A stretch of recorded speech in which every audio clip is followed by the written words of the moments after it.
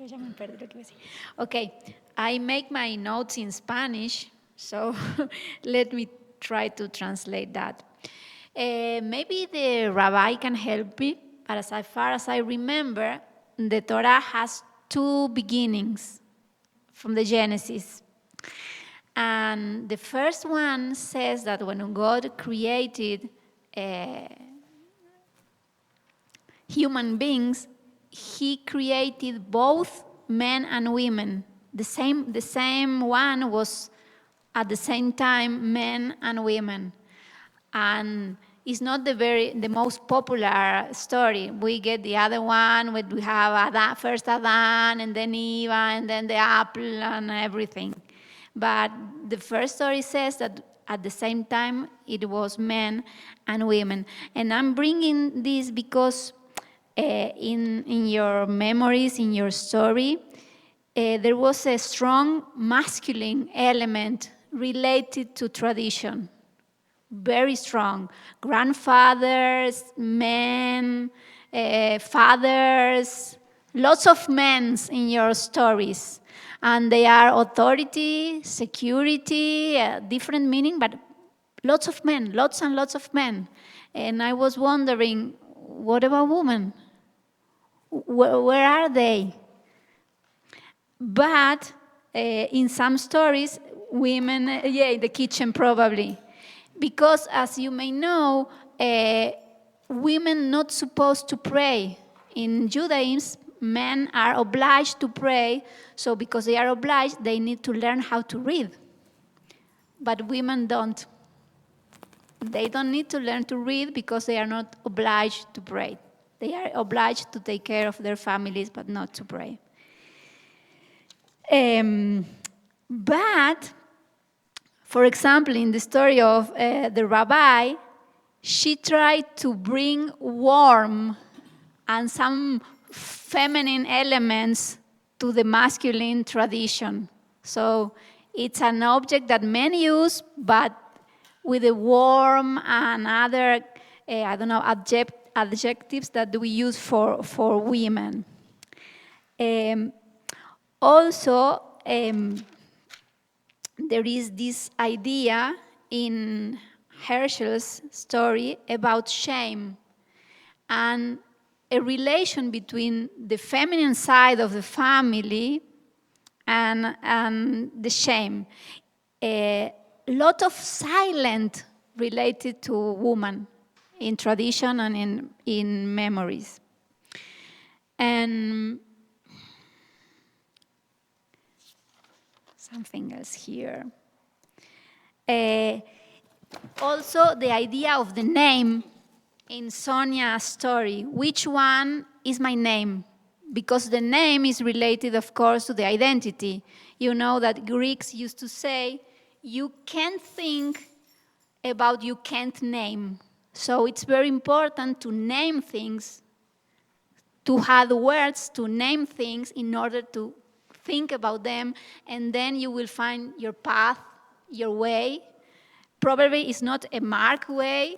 You have to invent it yourself. Thinking about identity, I think it's not something fixed, but it's something that you build. And you don't have only one. You can have many identities during your journey. And also, Rabbi, correct me if I'm wrong, I say that in Hebrew, you don't say life in singular. You say it in plural, because we have many, many lives to live. Also, the idea of the vertigo, I think it was great, but when you started to search, you can't stop. There is much, much, much, much, much more. You are not going to finish never.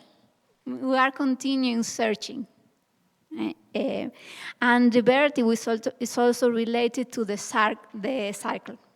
We are sitting in a cycle, the cycle of the Pesach Seder, and the idea that everything, I don't know, ¿cómo decir una elipse? Porque es un círculo que se mueve.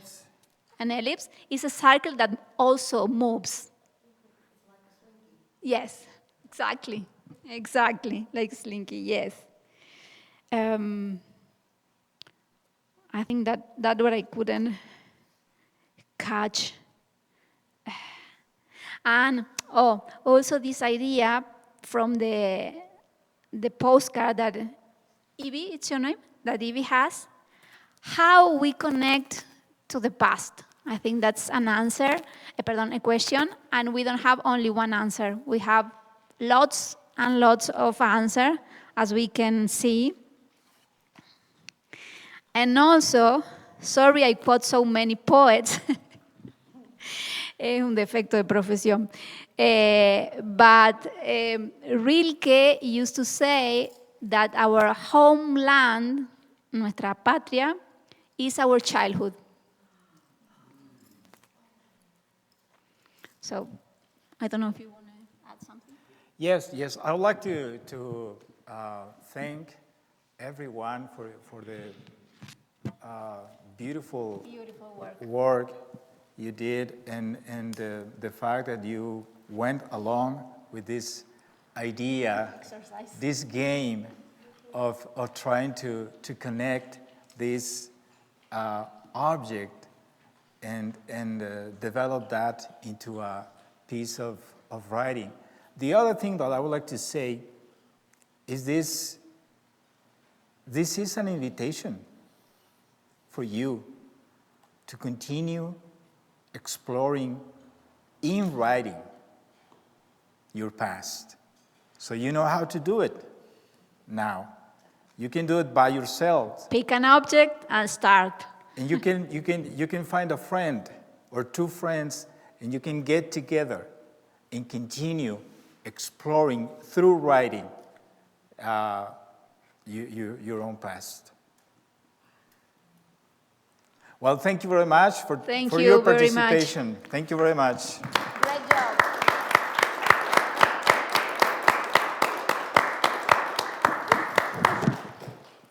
I feel like we should just keep going without taking a break. Is everybody okay to go on to the next thing, or would you like to take a break?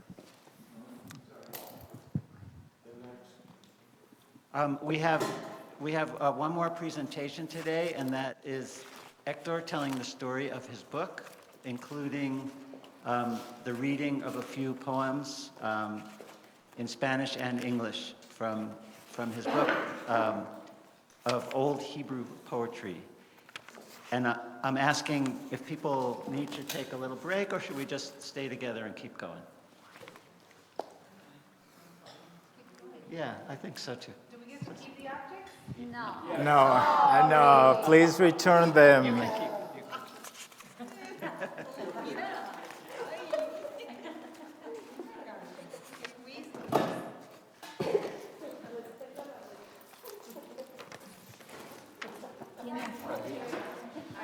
say we do it again, but next time we keep the objects. This is for you.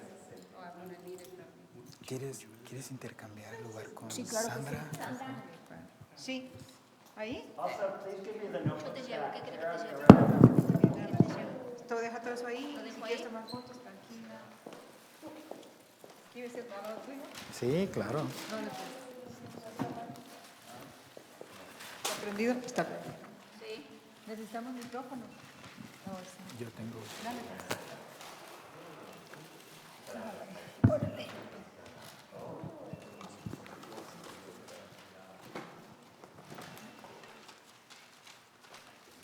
¿Necesitan los niños? Me imagino que sí. Eso debería. So thank you very much for staying for the very last event of this festival. We are going to talk a little bit about this project, this ongoing project called The Song in the Diaspora. So the Song in the Diaspora is an anthology of Sephardic poetry that we are developing, and we hope to finish soon. Meanwhile,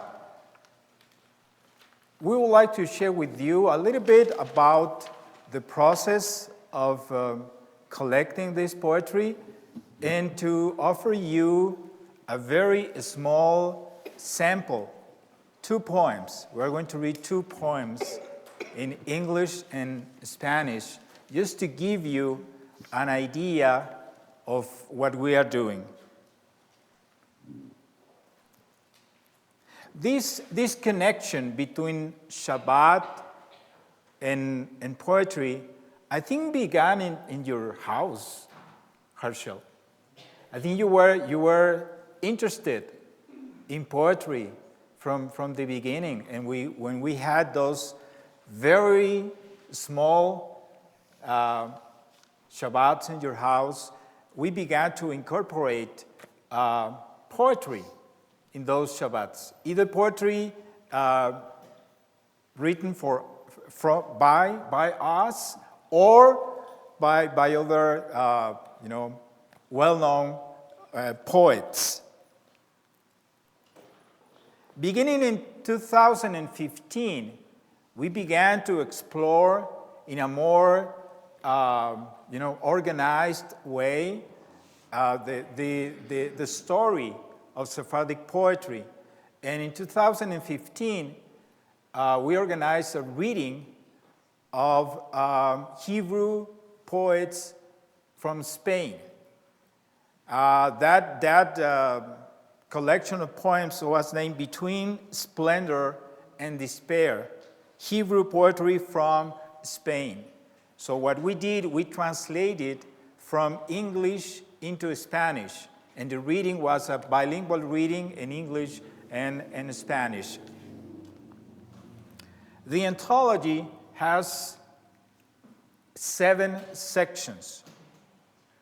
What we are trying to do is to explore this world of Sephardic poetry, especially thinking that the diaspora factor is an essential one for Sephardic poetry, because the diaspora, the dispersion of people, has meant also the dispersion in several languages.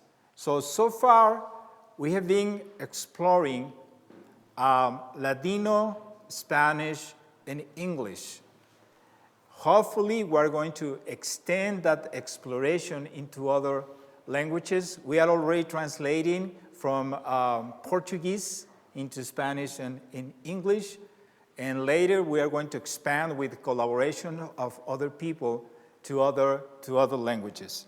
So the first section is Jewish poets from Spain, where we include a very small selection of this time, which is a wonderful, very special time for poetry, for Hebrew poetry.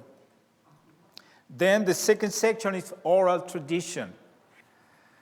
When we say poetry, usually we are thinking in written poetry. And usually we forget that we also have oral poetry. And many times oral poetry is so important. And oral poetry has influence in many ways written poetry. There is usually an exchange between written and oral. But since we can read, it's easy for us to forget how important is the oral traditions. So we included some poems from North Africa. Then number 3 is Amsterdam. Somebody mentioned Amsterdam. Amsterdam was a very important city because after the independence from Spain, the Jews had the opportunity to live there in I would say, relative freedom to practice Judaism. So it also meant that a very important culture was developed in Amsterdam. There were, presses, philosophy. Spinoza is a son of this culture. And then many poets. Many of them were born either in Portugal or Spain, and they ended up in Amsterdam. So many books were published in Amsterdam in many languages. So it's a very rich epoch in Jewish culture. Number 4, Ottoman Empire. We have talked a lot. We have heard a lot about the Ottoman Empire in this festival. So I think that to some extent, Hebrew poems written in this period, in those places belonging to the Ottoman Empire, are like the last remnants of Hebrew poems. Before modern Hebrew, in its expression, very rich expression in poetry. So we have included also some poems from the Ottoman Empire from different places and different periods. Number 5 is Spanish America. We know that from the very beginning, Jews were coming to the Americas. In some way, they were the undocumented immigrants to the Americas. Even though the circumstances were very, very difficult, there was some poetry created by crypto Jews, especially during the colonial times. We have this gap of Jewish culture between, I will say, the 17th century through the 19th century. Thanks to the immigration of especially the second half of the 19th century, we have this revival of Jewish culture in Spanish America, beginning in Argentina. And then, number 6, the United States. So we also heard about how the first Jews that came to the United States came from Brazil. They were Sephardic Jews. That was the beginning. And then for some time, I would say until 1880s, Sephardic Jews were the most important Jewish culture in the U.S. until the great migration of Ashkenazi Jews beginning in 1881. So we also have a small selection of Sephardic poets from the 19th and 20th centuries. And finally, number 7, New Mexico.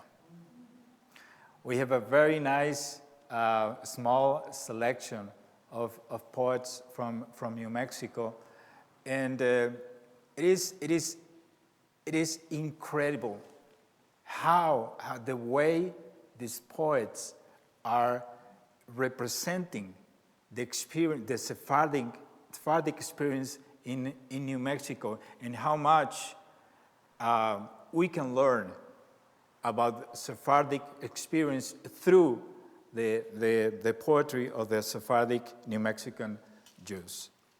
So right now, we are going to read just 2 poems, just to give you a very small sample of what we are doing with this in this anthology. The first poem is from section number 2, Oral Tradition, North Africa. I'm going to read the poem in Spanish, and then Sandra is going to read the poem in English. Nacimiento de Abraham. De Tera nació Abraham. Nació en tiempo de Nemrod. Nadie fuera en ese dor del Dios que creó el Olam hasta que nació Abraham, que de 3 años y 1 día hubo entendimiento y gracia para enseñar a la gente que un Dios había en el cielo. Un día por la mañana, Abraham salió al portal y al ver el sol apuntar, preguntó, ¿quién era ese o quién fue su creador? Nadie supo en ese dor que el Dios es quien creó el Olam hasta que nació Abraham. Un día, al anochecer, salió Abraham a la calle, vio la luna y las estrellas, preguntó lo que eran ellas o quién fue su creador. Nadie supo en ese dor que el Dios es quien creó el Olam hasta que nació Abraham. The day Abraham was born. From Terah came Abraham. He was born in the days of Nimrod.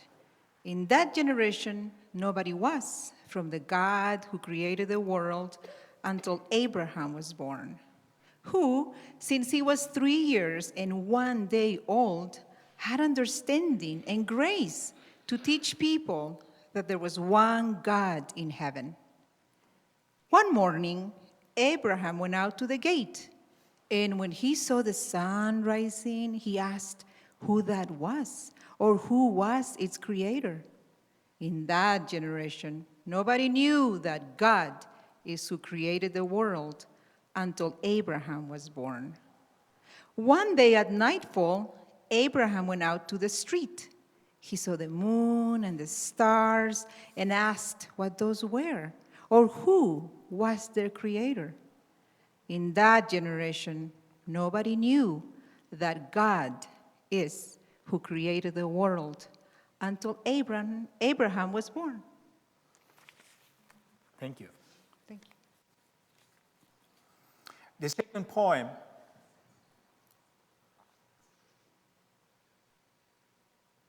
belongs to the most well-known crypto-Jewish family in Mexico City, the Carvajal family. We know that Luis de Carvajal, but also other members of the family and the circle wrote poems. Sometimes it is very difficult to know who exactly wrote those poems. This poem that we are going to read is attributed to Luis de Carvajal. But we know that it is very difficult to know exactly that, but it belongs to the circle of the Carvajal family. And it's a beautiful sonnet in Spanish.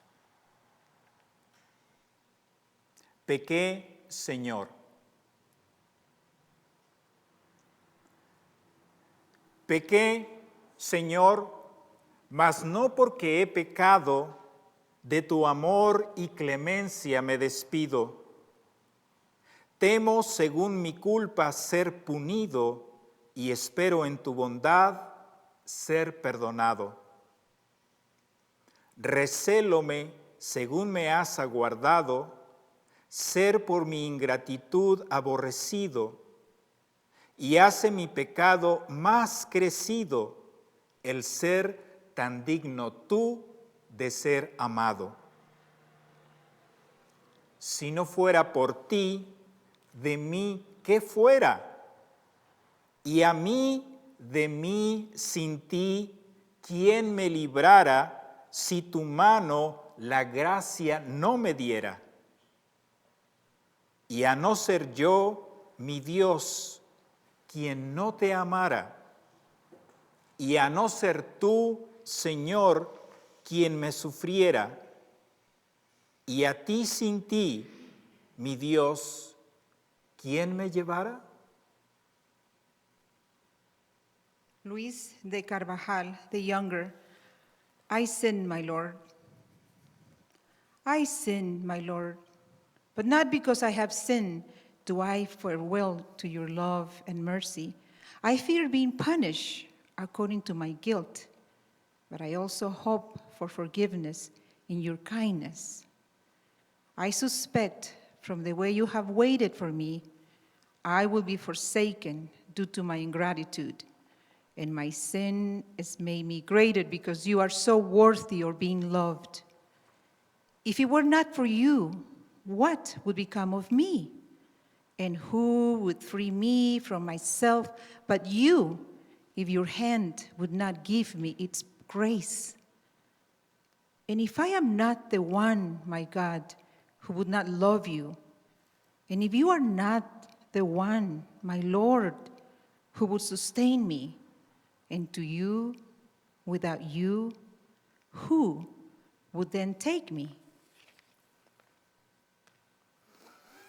Muchas gracias.